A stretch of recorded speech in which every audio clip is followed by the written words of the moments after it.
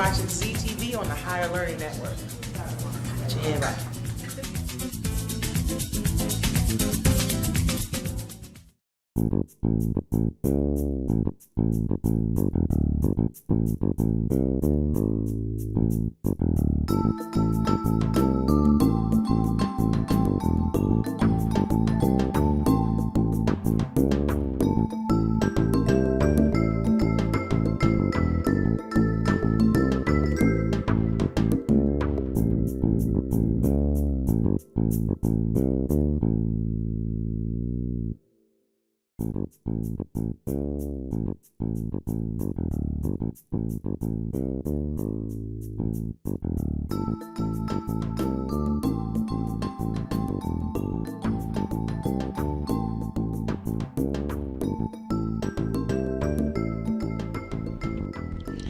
Grand Rising, and thank you for joining me this morning as I am en route to City Hall, 120 North LaSalle, 5th floor, press conference at 9 a.m.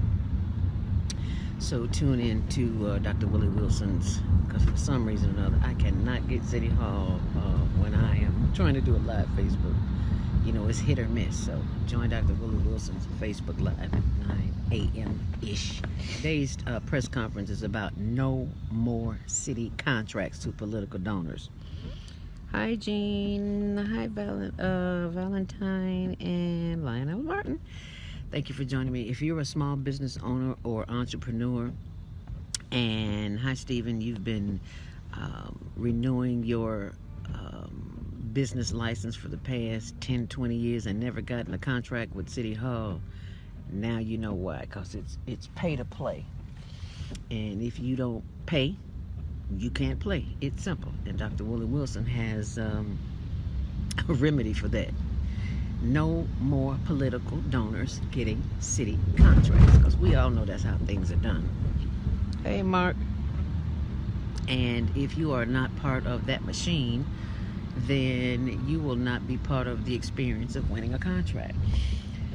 Now, I was talking to some colleagues yesterday, and some that I play bid with, and she made mention to me that she liked Willie Wilson, but she was not going to vote for him because of his speech impediment. And I was like, how shallow can we be? Hi, Tyrone. Look where the man's heart. Look where his heart is. Look what his message is. He's trying to clean up this mess, this systemic mess of racism, classism, sexism that's been in this country and in the city of Chicago since the years of Daley. And I don't know what's on people's mind who would even think to vote for Daley when they know what Daley and his father and his forefathers thought about black people. I don't understand it. Maybe y'all know something that I don't. And the fact that my colleague back up here said that she was going to vote for Pretwinkle because she was a lady. I'm like, yeah, she's a lady. She's a sister, but she's part of the system. I'm sure you heard the five of Jerry Chico, Susan Mendoza, Daley, the rest of them. It's all part of the system. So when you vote for that, Preckwinkle, and you vote for the system, so you vote for oppression. So if you look out your neighborhood, look in your neighborhood, and look out the window, and if you like what you see, then vote for Preckwinkle, because you're going to get more of that. There will be less resources, and I think people forgot about the sugar tax, the pop tax. Now that that's died down, how can you forget about that? On Pops, how can you forget about the shooting of Laquan McDonald that was covered up in McCarthy? Really? Okay. Our people are asleep. People are asleep at the wheel, going nowhere fast. So I just thought I'd share that with you. Because once I get in the City Hall, my Facebook may or may not play. It just has a mind of its own. And thank you all for those who joined me this morning at the gym when I did my Facebook Live on the murder of my little brother Douglas Robinson, who was one of the homeless men that was shot by another homeless man down here in Tent City yesterday morning. Was it? Yeah, yesterday morning. So you want to see me cry? That's why I was crying. At the end, you know, sometimes it's painful, but the lessons, we have to go through pain in order to experience growth. And I hope you never have to go through that pain. I mean, there's so many people leaving the planet right about now. Lessons we don't want to learn. Because I definitely didn't want to learn the lesson of teaching him how to be responsible for himself at the age of 57. I know you heard about the death of my little brother Douglas Robinson, one of the homeless guys that was killed yesterday morning. He said, "You going to work already?" Well, yeah, you know, life goes on. I am part of the media team for press conferences for Dr. Willie Wilson. And, you know, despite that I'm in mourning and that I'm in pain, life goes on. I got to do what I got to do. I didn't want to get up and go to the gym this morning. I didn't want to come here and be a part of this press conference. I wanted to stay in bed and eat Ben and Jerry's, but I know that wouldn't do me any good. I work out too hard at the gym to be talking about stay in the bed and eat Ben and Jerry's. Thank you, Chris. Yeah, you know, we all going through something. Some is just not in the public. And I appreciate those of you who have sent me condolences. And if I don't get back to you in a real timely manner, just know that my heart is with you and your family as well. And we are almost there. So make it a great day and do what you have to do. Thank you, sweetie. Thank you for your condolences. I appreciate you. And we still got to get to the gym together one day and do a workout video. So stay on purpose, stay empowered. And I think it's almost 9 o'clock. What time is it? What time do you have, sir? It's 8:44. 8:44. If you're listening to blogtalkradio.com/The Female Solution, it'll be on for another 10 minutes. And a powerful show this morning. So check it out if you can. And the number to call in is 515-605-9325. Look at this traffic. Can you see this? I'm in the back of the car. I'm in a cab. It is, whoa, traffic is tight everywhere. But I got a nice cab driver who knows how to dodge the bullets. Yay, what's your name, sir?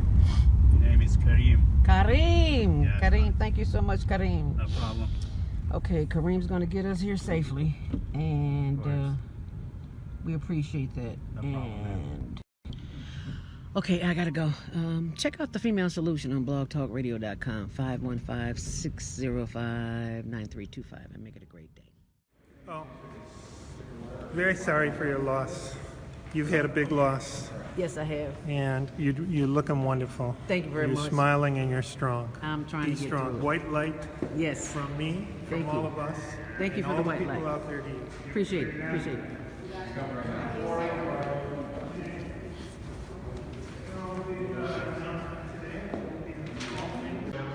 As you can see, we're getting ready for the press conference. And I got my camera up. I'm ready to rock and roll. This is PR people in the back. Can you see? That's T. Good. Thank you. Sorry about that. That's good. Thanks for being here. Good morning, everyone. Thank you for coming. This morning, Dr. Wilson, candidate for mayor, is about to announce his anti-corruption plan for Chicago. The University of Illinois Chicago names our city as the most corrupt in the nation. Dr. Wilson will now lay out his plan for changing the course of the city and changing the endemic corruption that we've suffered under for too long. Dr. Wilson. When I become mayor, in the next few weeks, we're going to stand that anyone who donates to the mayor or alderman, corporate cannot do business with the city of Chicago for their particular terms or limit. And also, we're going to take and look at it this way too, and that is that if you caught with any corruption, we would invite the Inspector General every 3 months to investigate each department head. As you know, most people is motivated by supporting a candidate when they donate money and they get contracts, right? And so they continue to donate money so they can get contracts, and that pass on to its citizens, high taxes and things of that nature as well. As you know, we'll basically finance my campaign pretty much 100% of my own dollars. So that way we're not looking for, nobody not looking for me to do them any favor. Tony Pepper could just say on her for a second here, the union have given her millions and millions of dollars. Well, to me, that's saying that she owed the union first before she owed its citizens. I'm running for mayor because I don't want anything from it. I don't want one penny out of the city of Chicago. And whatever dollars that they pay me for a Saturday, I would donate it back to the churches and nonprofits. Ron Emanuel have been a disgrace to the citizens of Chicago, you know. And so therefore, if you got any questions you'd like to ask, it's just a start here. We want to develop let's set the record straight, stop these favoritism, stop raising taxes on citizens, and let's get rid of this this budget is overtime. $7 billion in overtime out of a $10 billion budget. All right, let's get rid of this. Let's balance these budgets and pay back some of this on this pension for the fire department, the police department, also the Chicago Public Schools. Let's get the budget under control, deal with that. Let's take and bid these contracts out so the same people don't win these bids over and over again. All right? And so therefore, this will help put a dent into what we're trying to do and make sure that the citizens can take back their own particular city, that's the city of Chicago. Thank you. If there are any questions, I'll be glad to answer. What about the other big issue that keeps coming up about ethics, and that's the aldermanic privilege, that an alderman can stop or approve anything that happens in his ward? We ordinarily will. I don't believe in that. That should not be. Look, I've said a long time ago, these aldermen, all of them should be investigated because they're tied to Ron Emanuel. They've been tied to Ed Burke. They've been tied to people who deal with corruption. You know, they've been tied to people who donate to this campaign. The mayor have given them money out of his campaign caucus just to have them to vote the way he wants them to vote. No, we'll have to get rid of all that. We're running for office to clean it up. You know, if I had ran for office with a different mindset, I would not run. I don't want to know. I just want to make sure Chicago be good to me, and I want to make sure that we can bring back hope to our citizens. You know, but let's get rid of all this other stuff that Ron have did. All the men, no, we have to get new people. Willie, you're taking political advice from Ricky Hendon and Bob Shaw. Now, what effects does that have on the credibility of your anti-corruption plan? This was mine by itself. I didn't take any suggestion from them on this at all. As a matter of fact, it's been on my mind a long time. You know, this is strictly me, and you know me. I mean, you know of me at least. You know I'm gonna say it like this. You know. Would you plan to have Ricky or Bob in your administration? Well, I think they've been senior advisors to me. Yes, it would be, and it will continue to be so. And I understand this here. At the end of the day, I call the shots. You know, I am sure that if I've had any corruption on me, you guys have been and had it out of me a long time ago. You all smart. Y'all like CIA, you know. Now, what shot did you want to put Ricky in? Well, I haven't discussed that yet. Matter of fact, if had not been for Ricky Henson, I'd be honest with you, we would have not made that ballot last time. Not this time, but last time. He was the one really that understood the political side, something that I did not even quite understood. And where would you want to put Shaw? You know what? I hadn't even thought about that. And it hadn't even ran across my mind. I don't even know if Shaw would even want a position. He is retired. I haven't even discussed anything about anyone having a position with me in terms of those couple guys. I've not even discussed it. We've been, of course, running and trying to make sure that the people get to know who I am, what I stand for. And we will continue to do this in the next few days out here. And let me tell you this too, we also getting a lot of support, not only from my base. My base is African American, my base. But we've been outside our base. We've been to all 7 communities in Chicago. By the polls is showing that Caucasian, Latina, Asian American, and then other. We've been endorsed by them. Group of ministers yesterday, including these with me today, and the Republican endorsed us, and then the chairman of the county, I think, the county Republican endorsed us as well. Then yesterday, the Libertarian Party endorsed us yesterday.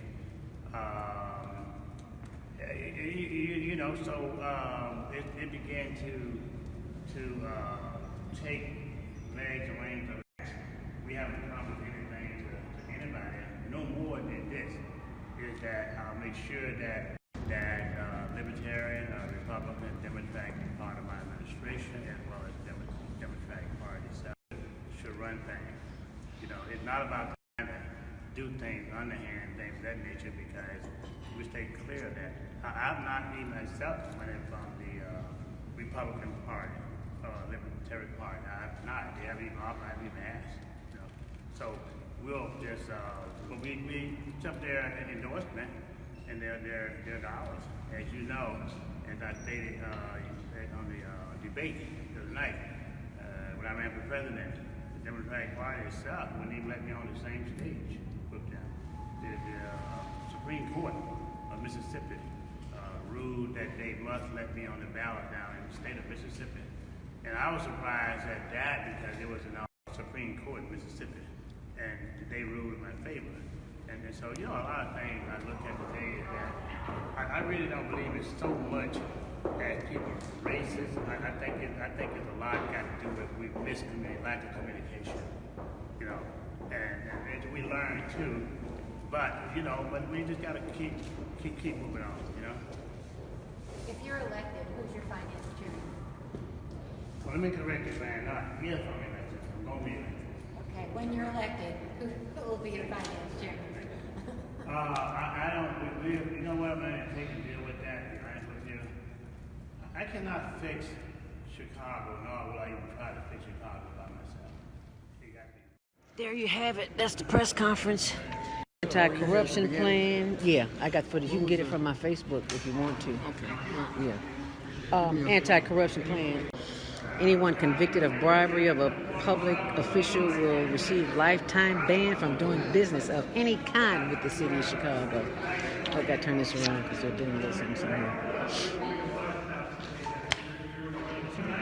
And I'm still reading number 2. Changes to current legislation will be immediately introduced to empower the Inspector General. The Inspector General will be given a full subpoena authority over all elected and appointed introduce legislation for a stifle applicable punishment, including mandatory jail time for any politician found guilty of corruption or any wrongdoing against the residents of the city of Chicago. Anyone elected to public office is an employee of the people. If an elected official abuses their power, the penalty should be stiffer than others, not only because of the wrongdoing, but for the breach of trust committed against the hard-working people of this great city. Number 4, introduce legislation on term limits for all elected city officials to be limited to 2 terms, beginning with Willie Wilson. The number of aldermen will be reduced and aldermanic privilege will be truncated. Impose a ban on aldermen and mayors from becoming vendors or lobbyists or contractors to such firms to the city within 5 years of leaving office. Wow. Number 5, a strict 5-year conflict of interest policy with signed annual declarations by all high-ranking city officials, aldermen and alderwomen to be installed, defining conflict in line with corporate standards. Defining a conflict as any appearance or conflict, it will apply to all elected officials from becoming vendors or lobbyists to or for the city within 5 years of leaving the office. Number 6, here's a 7-point plan. Number 6, an audit. Cut that off. An audit will be conducted quarterly of all city departments, divisions, and committees that will perform the citizens of all financial activities. If any city employee is found to have violated city policy, they will be suspended and a full investigation will ensue. All audit results will be published online and made available for public consumption to reestablish trust with the residents of Chicago through transparency and honest government policies they can count on. Last but not least, number 7, establish an anti-corruption task force, ACT, made up of professionals and anti-corruption journalists who have a long-running history of covering these unethical, greedy stories. ACT, the Anti-Corruption Task Force, will be given full access to whistleblower complaints as well as suspect cases and investigation conducted and handled by the Inspector General. Willie Wilson for Mayor, Punch 22. Now I'm going to turn around and let you see. But a person who is working to help one another in the campaign, they'll be part of the administration, yeah. So is there any state guidelines that will encumber? We have time. We have to get this passed through city council, I'm sure. But we'll put it in procurement code. Okay. But we have you saying that? Yeah. That the city will not do business with those individuals. Right. A certain amount of money. So let's say that you gave me $1 million, $100,000. When you gave me $1 million, $100,000, and now you got $10 million business with the city. Okay. Right. No. I mean, if you don't give me $1 million, and the city gonna borrow you from doing business with the city, that's a conflict of interest. All right. All right. Thank you, Mayor Wilson. Let's go, Scott. We gotta get to the west side. How you doing, girlfriend? How you doing? Thank you very much. All right, good. Let's go to the west side.